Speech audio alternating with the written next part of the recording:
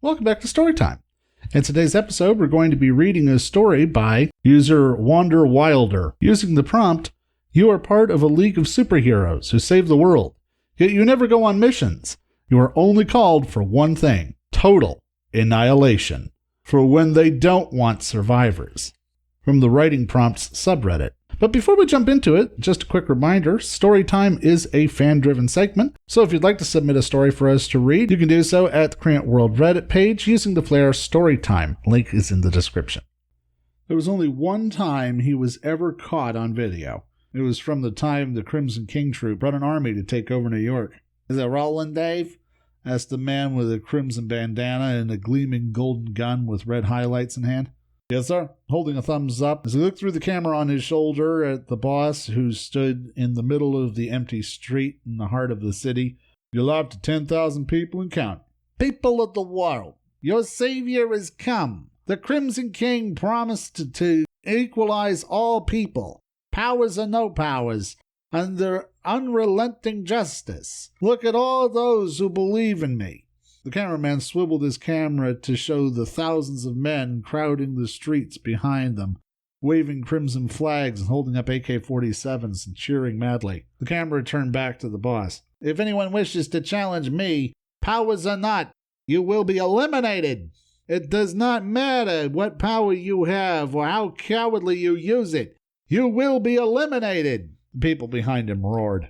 "Now, let's march and plant our flags in the city hall and seize the resources in the banks on our way." The cameraman frowned as the boss spoke. Something else had come in front of the gang army standing alone in the street. The boss saw the cameraman's confused face and turned around and saw the stranger walking towards them. "Oh, yo!" he called. "Do you wish to challenge the just rule of the Crimson King?" The crowd quieted as the man silently walked forward until he was close enough to talk normally to the boss. The stranger had a black uniform with gold letters Ultimate League 13th Hero stitched on the front. The boss laughed. "Are you joking, my friend? The Ultimate League only has 12 superheroes, and their uniforms are white." Then the boss scowled. "If you really want to save the city, why don't you call me one of the real 12 heroes so I can properly demonstrate my powers?" The man didn't answer. All he did was pull out a cigarette and light it. The cameraman gaped in shock. The crowd stood in stunned silence as the 13th hero breathed out smoke. "Are you insane?" the boss roared. "Who do you think you are? Stop wasting time, or I'm going to skip the pleasantries and eliminate you in front of the entire world." The gang roared again in agreement. The dark-uniformed man continued puffing his smoke until the crowd died down. Then he finally spoke. "Wasting time, huh? And here I was thinking I was going to give you some time to say goodbye to this world." He sighed and dropped the cigarette, crushing it underfoot. "Well, if we're getting to the point, then." The hero looked up, and his eyes glowed crimson. "You shouldn't have desecrated my name for something like this. Calling this blatant seizing of power something like equalizing the people under the Crimson King's rule of justice. You could have gotten another Ultimate League hero to stop you if you hadn't made it personal." The boss snarled. The mirth was gone from his face, and he saw the man's crimson eyes and realized the hero actually had powers. Without any more pretense, the boss leveled his golden gun at the hero and fired. The bullet hit the 13th hero in the chest. The man continued to look coldly at the boss as his veins swelled up. The hero exploded from the inside and his body flopped over into a puddle of blood. "Taste my anti-power bullets," the boss said triumphantly. "The more power you have in your blood, the more of it." The boss's eyes widened in horror. The hero's nearly unrecognizable body stood up. The pool of blood around the hero silently rose from the ground and flowed back into the holes of his body, and his wounds closed. Even the League uniform reknitted to how it was. The crowd was silent. What kind of power?" the boss whispered. "Why are you surprised? The real Crimson King's immortal, isn't he? Or did you not even know that?" the hero said. The boss gaped, the true gravity of the situation finally dawning on him. Then the hero raised his hand to the gang. "Allow me to show you what the Crimson King's equalizing justice really is. Blood flash fire. Radius 500 meters. He snapped his fingers. Each and every person in the enormous crowd simultaneously burst into red flame.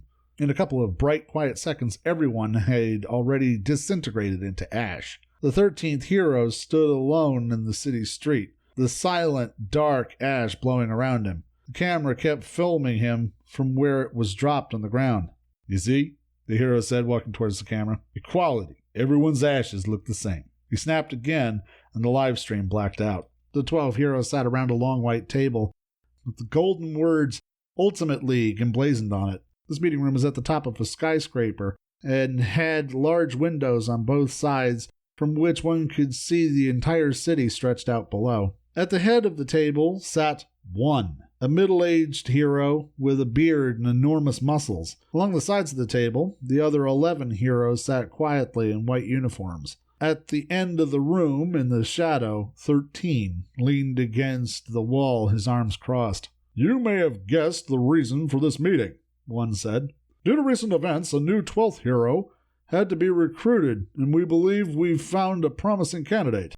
Candidate for 12, please announce yourself." A young man with white streaks in his hair stood up. "My hero name is Hoarfrost. I hope it can serve as the new 12, he stated for a second. Then he closed his mouth and sat back down. "Does anyone have any objections to the nominee?" one said. 3, a short-haired woman with a masquerade mask, raised her hand. "Even if he has more than enough power to qualify, based on his record, he still seems inexperienced to become one of the top 12 heroes in the world. Would it not be better to put him through some training before rushing him into the trial to become a full league member?" One looked at Hoarfrost. "What do you say to that?" "I know the power I've been given is incredible," Hoarfrost said. "That's why I want to get started for real as soon as possible, and not let my powers go to waste. I don't want to leave 12's role empty for even a second if it means people are going to suffer for it." 3 nodded. "Even though it may not be the most logical course of action, I won't pretend I don't understand how you feel. Your reason is sufficient for me." Hoarfrost looked relieved. "Anyone else?" one said. No one said anything. One looked at 13 in the back and raised an eyebrow.